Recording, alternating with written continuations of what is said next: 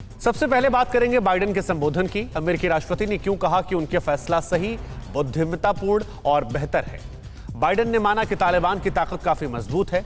Biden ने कहा कि आतंक के खिलाफ वो लड़ते रहेंगे, ढूंढ कर मारते रहेंगे। हम आपको दिखाते हैं इन्हीं सारी खबरों से जुड़ी बड़ी खबरें। टॉप 9 कितने वाइस बाइडेन। 30 अगस्त की रात को अमेरिकी सैनिकों के अफगानिस्तान छोड़ने के बाद पहली बार अमेरिकी राष्ट्रपति जो बाइडेन ने दुनिया को संबोधित किया। इस संबोधन में बाइडेन ने अपने फैसले का बचाव किया। बाइडेन ने कहा है कि ये फैसला सही, बुद्धिमत्तापूर्ण और बेहतर था। हमने गरिमापूर्ण तरीके से शिफ्ट किया। बाइडेन ने कहा है कि गृह युद्ध जैसे हालात में वहां से लोगों को निकालना काफी खतरनाक था, लेकिन हम इस मिशन में कामयाब रहे। हमने 15 दिनों में करीब 1.25 लाख लोगों को वहां से निकाला। फिर भी 100 से 200 अमेरिकी नागरिक अब भी वहां फंसे हुए हैं। बाइडेन ने भरोसा दिया है जो अमेरिकी वहां से आना चाहते हैं उन्हें हम जरूर लाएंगे। अमेरिकी राष्ट्रपति जो बाइडेन ने माना है कि तालिबान की ताकत काफी मजबूत है। उन्होंने कहा कि तालिबान की मिलिट्री काफी ताकतवर है। बाइडेन ने कहा कि इस मिशन में हमने कई चैलेंजेस देखे। अफगानिस्तान से निकलना हमारी रणनीति है। हमने अमेरिका की अगली पीढ़ी को युद्ध में झोंकने से बचाया। युद्ध को लंबा खींचना राष्ट्रहित में नहीं था। बाइडेन ने एक बार फिर आतंक के खिलाफ लड़ाई जारी रखने की अपनी प्रतिबद्धता दोहराई है। काबुल हमले के बाद दिए गए अपने बयान को दोहराते हुए कहा कि जो हमें नुकसान पहुंचाएगा हम उसे छोड़ेंगे नहीं, न भूलेंगे, न माफ करेंगे, ढूंढ कर मारेंगे। आतंक को बढ़ावा देने वाले को नहीं छोड़ा जाएगा।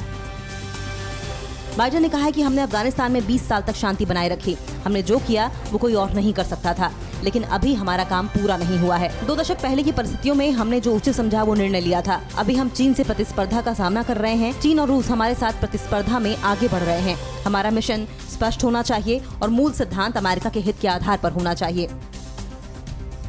बाइडेन ने मिशन की सफलता का श्रेय अपने जाबाज सैनिकों को दिया। अमेरिकी राष्ट्रपति ने कहा कि इस मिशन की असाधारण सफलता अमेरिका की सेना और हमारे राजनयिकों और खुफिया इंटेलिजेंस की अविश्वसनीय कौशल, बहादुरी और निस्वार्थ साहस के कारण मिली। बाइडेन ने कहा कि हम अफगान गठबंधन के साथ मिलकर काम करना चाहेंगे। अब तालिबान के पास अफगानिस्तान की सत्ता है, वहां हजारों लोगों को नहीं भेजा जा सकता। अफगानिस्तान की जमीन का हमारे या किसी और देश के खिलाफ आतंकियों के लिए जमीन का इस्तेमाल न किया जाए।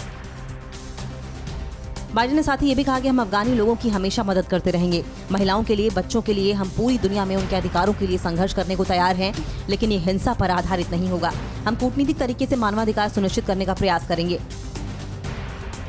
जो बाइडेन ने कहा कि हमने 2 दशक तक अफगानिस्तान में बड़ी रकम खर्च की। इस रकम का विकास कार्यों में इस्तेमाल कर सकते हैं। अमेरिका में हर दिन सैकड़ों लोग आत्महत्या कर रहे होते हैं। हमें उनके बारे में सोचना है। 20 साल लंबी लड़ाई हमारे लिए मुश्किल थी। भविष्य ज्यादा सुरक्षित हो, हमें इस दिशा में प्रयास करने हैं। अमेरिका का मिशन खत्म हो चुका है। तालिबान का सबसे क्रूर चेहरा सामने आया। 138 लोगों की हत्या कर दी। तालिबानी आतंकवादियों ने एक बार फिर अमेरिका का ब्लैक हॉक हेलीकॉप्टर उड़ाया और तालिबानियों की पंजशीर के लिए जंग लगातार जारी है। हम आपको दिखाते हैं 9 बड़ी खबरें। टॉप 9 तालिबान राशि। अमेरिकी सेना के अफगानिस्तान छोड़ने के बाद से ही तालिबान ने अपना असली और क्रूर चेहरा दिखाना शुरू कर दिया। तालिबान ने मंगलवार को 138 लोगों को मौत के घाट उतार दिया है। काबुल एयरपोर्ट पर 59 लोगों को मौत के घाट उतार दिया गया जो अफगानिस्तान से बाहर भागना चाहते थे। इन सभी को अमेरिका का साथ देने के आरोप में सजाए मौत दी गयी। अफगानिस्तान के कंधार में तालिबान के क्रूर शासन का ट्रेलर दिखाई दिया। तालिबानियों ने अमेरिका के ब्लैक हॉक हेलीकॉप्टर से एक शख्स को धक्काकर हेलीकॉप्टर को आसमान में उड़ाया। युवक पर अमेरिका की मदद करने का आरोप लगाया। जिस युवक के साथ तालिबानी आतंकियों ने ये वारदात की वो अमेरिकी सेना के लिए ट्रांसलेटर का काम करता था।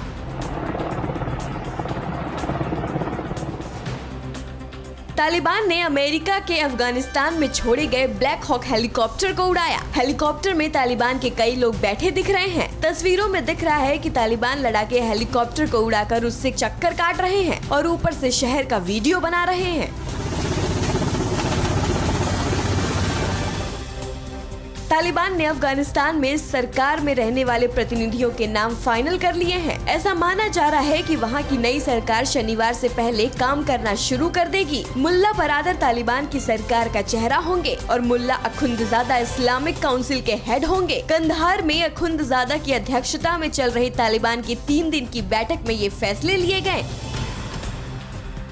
तालिबान अमेरिका सेना के अफगानिस्तान छोड़ने के बाद ही पंजशीर पर लगातार कब्जे की कोशिश कर रहा है। जावजान प्रांत से ज्यादा तालिबान के लड़ाके पंजशीरों की ओर बढ़ रहे हैं। नॉर्दर्न अलायंस ने दावा किया है कि पंजशीर घाटी में घुसने की कोशिश के दौरान हुई लड़ाई में तालिबान के करीब 8 लड़ाके मारे गए हैं। नॉर्दर्न अलायंस के मुताबिक उनके भी 2 लड़ाके इस लड़ाई में मारे गए हैं।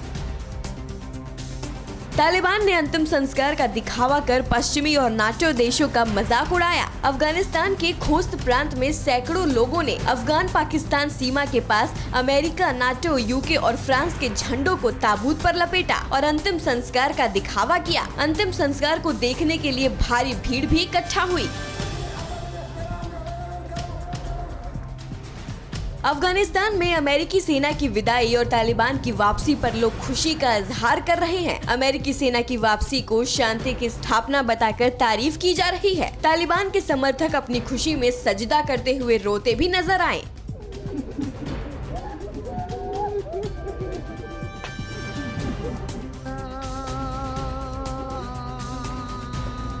अमेरिकी सेना के जाने के बाद मंगलवार को पहले दिन तालिबान के सदस्य काबुल एयरपोर्ट पर अजान देते नजर आए। यूएस फोर्स की वापसी के बाद हवाई अड्डे पर प्रार्थना करने का आह्वान किया गया और धन्यवाद की नमाज अदा की गई। इसके बाद तालिबान के सदस्यों ने पूरे एयरपोर्ट का दौरा किया और अमेरिका के छोड़े गए सामान को भी देखा।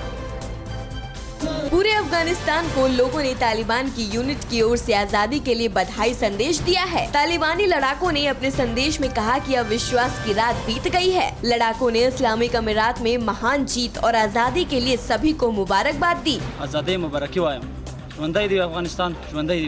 इस दौरान फायरिंग कर जीत का जश्न भी मनाया। पीएम ने यूरोपीय परिषद के अध्यक्ष चार्ल्स मिशेल अफगानिस्तान के हालात पर चर्चा की। अशरफ गनी ने काबुल छोड़ने से पहले बाइडेन से क्या कुछ बातचीत की थी और आईएसआईएस खुरासन कमांडर का दावा, संगठन में भारतीय भी शामिल, सुरक्षा एजेंसियां अलर्ट हैं। हम आपको दिखाते हैं टॉप 9 अफगान संकट।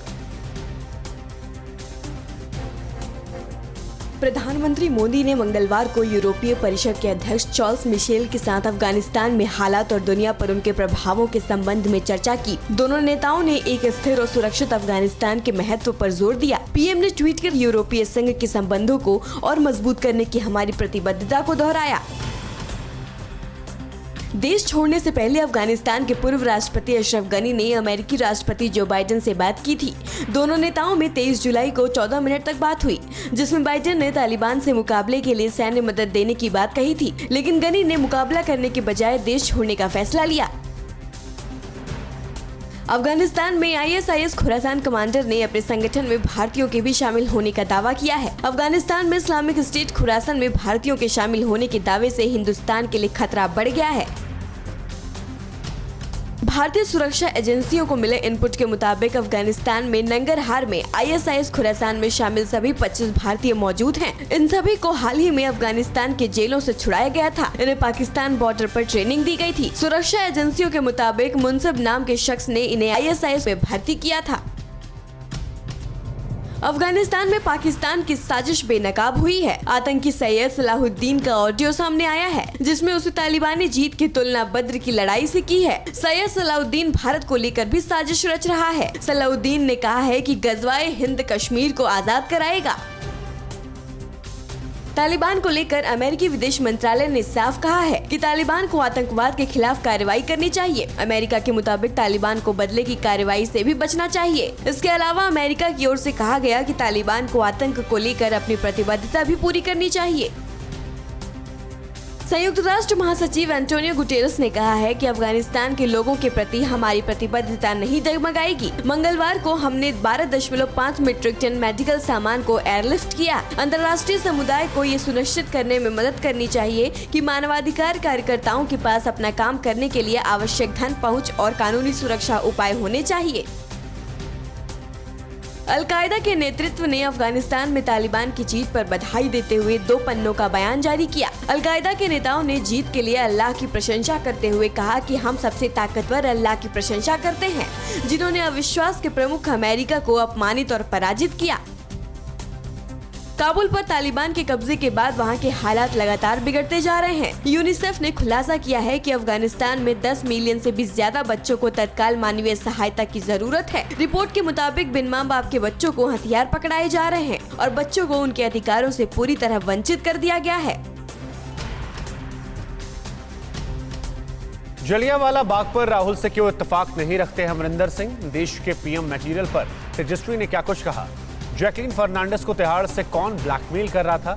देश की तमाम बड़ी खबरें आपको दिखाते हैं टॉप 9 राष्ट्र। देश की इकोनॉमी पटरी पर लौटती दिख रही है। अप्रैल जून तिमाही में देश की जीडीपी की विकास दर बढ़कर 20.1% हो गई। ये अर्थशास्त्रियों के 18.5% के अनुमान से ज्यादा है। आरबीआई के गवर्नर शक्तिकांत दास ने कहा है कि अर्थव्यवस्था में रिकवरी के संकेत मिल रहे हैं और सरकार के उठाए कदमों का असर दिखने लगा है। जानकारों का कहना है कि आने वाले दिनों में आर्थिक तरक्की और तेज होगी तो नई नौकरियों, नए अवसर बनेंगे।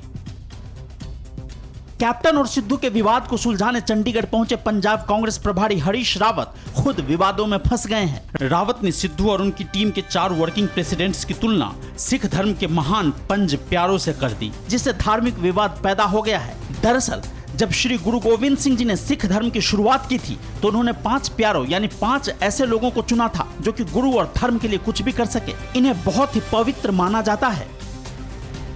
प्राइवेट कंपनियों के साथ किए गए बिजली समझौते के मुद्दे पर कैप्टन ने सिद्धू को 2 टूक जवाब दिया है। कैप्टन ने कहा कि पूर्व की सरकारों ने जितने भी बिजली समझौते किए हैं वो सब कानूनी रूप से काफी मजबूत समझौते हैं और अगर सरकार उन्हें रद्द करती है तो ऐसे में पंजाब सरकार को सारा कामकाज छोड़कर सुप्रीम कोर्ट में ही बैठकर कानूनी विवाद सुलझाना होगा, इसलिए ऐसा करना मुमकिन नहीं है। सिद्धू लगातार समझौते रद्द करने की मांग कर रहे हैं।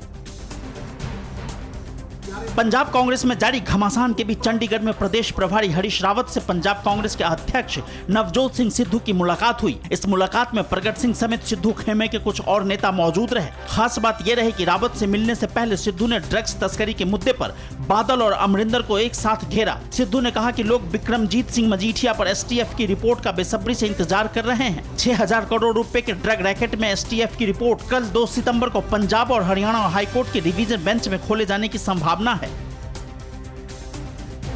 जलियांवाला बाग के रेनोवेशन पर उठ रहे विवाद और राहुल गांधी के विरोध के बावजूद पंजाब के सीएम कैप्टन अमरिंदर सिंह की राय अलग है। कैप्टन ने कहा कि जब रेनोवेशन के बाद पीएम मोदी ने जलियांवाला बाग का उद्घाटन किया और वहां पर पूरा लेजर शो किया गया तो उस कार्यक्रम में मैं भी मौजूद था और मेरे हिसाब से जो बदलाव किए गए हैं वो बढ़िया है। हालांकि राहुल ने कहा कि जलियांवाला बाग के शहीदों का ऐसा अपमान वही कर सकता है जो शहादत का मतलब नहीं जानता।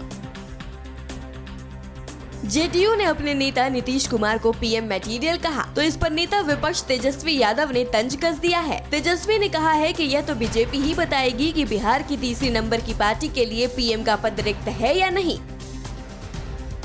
200 करोड़ की मनी लॉन्ड्रिंग केस में बॉलीवुड एक्ट्रेस जैकलीन फर्नांडिस को लेकर सनसनीखेज खुलासा हुआ है। ईडी की पूछताछ में पता चला है कि जैकलीन खुद इस केस में नहीं शामिल थी बल्कि वह खुद धोखाधड़ी का शिकार हुई हैं। मामला तिहाड़ में बंद क्राइम सिंडिकेट चलाने वाले सुकेश चंद्रशेखर से जुड़ा है। आरोप है कि जेल में बंद शातिर सुकेश ने फोन के जरिए ही 200 करोड़ से ज्यादा की वसूली कर ली। इसी मामले में ईडी ने जैकलीन से सोमवार को 5 घंटे तक पूछताछ की। तिहाड़ में बैठकर वसूली के धंधे में सुकेश चंद्रशेखर का उसकी गर्लफ्रेंड लीना पॉल ने भी खूब साथ दिया। लीना पॉल एक एक्ट्रेस हैं जो जॉन अब्राहम की फिल्म मद्रास कैफे में थी। जालसाज सुकेश जैकलीन को तिहाड़ के अंदर से ही नाम बदलकर फोन करता था और खुद को एक बड़े नौकरशाह और बड़े राजनेता का करीबी बताता था, जिससे जैकलीन उसके झांसे में आ गई। दिल्ली के राजेंद्र प्लेस के पास 4 साल की बच्ची के साथ रेप की वारदात सामने आई है। आरोपी बच्ची के घर के पड़ोस में ही एक फैक्ट्री में काम करता था। बच्ची अक्सर खेलते हुए वहां चली जाती थी। आरोप है कि टॉफी खिलाने के बहाने आरोपी दीपेश ने बच्ची को अंदर बुला लिया और फिर उसके साथ गलत काम किया। बच्ची ने घर पर पूरी बात बताई तो पुलिस में जानकारी दी गई। कहां पर लोकायुक्त के छापे में पकड़ी गई करोड़पति महिला सरपंच? बीजेपी काउंसलर की दबंगई से कैसे खड़ा हुआ बखेड़ा? चंडीगढ़ में किस मुद्दे को लेकर सड़क पर उतरी केजरीवाल की पार्टी? तमाम राज्यों की बड़ी खबरें आपको दिखाते हैं टॉप 9 देश प्रदेश में। कोरोना का खतरा खत्म नहीं हुआ है। दूसरी बीमारियां अहमदाबाद दस्तक दे चुकी हैं। शहर में मलेरिया और डेंगू के मामले काफी तेजी से बढ़ रहे हैं। अकेले शहर के सिविल अस्पताल में डेंगू के 109 केस आ चुके हैं। डॉक्टरों का कहना है कि ये सीजनल बीमारियां मानसून सीजन की वजह से बढ़ रही हैं। महाराष्ट्र में दही हांडी पर रोक और धार्मिक स्थलों को न खोलने का मुद्दा पूरी तरह से राजनीतिक रंग ले चुका है।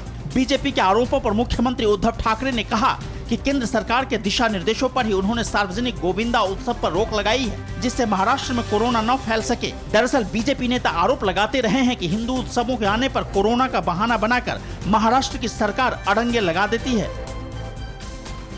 किसान आंदोलन के लिए खुद को जिम्मेदार ठहराने पर पंजाब के सीएम अमरिंदर सिंह ने खट्टर को जवाब दिया है।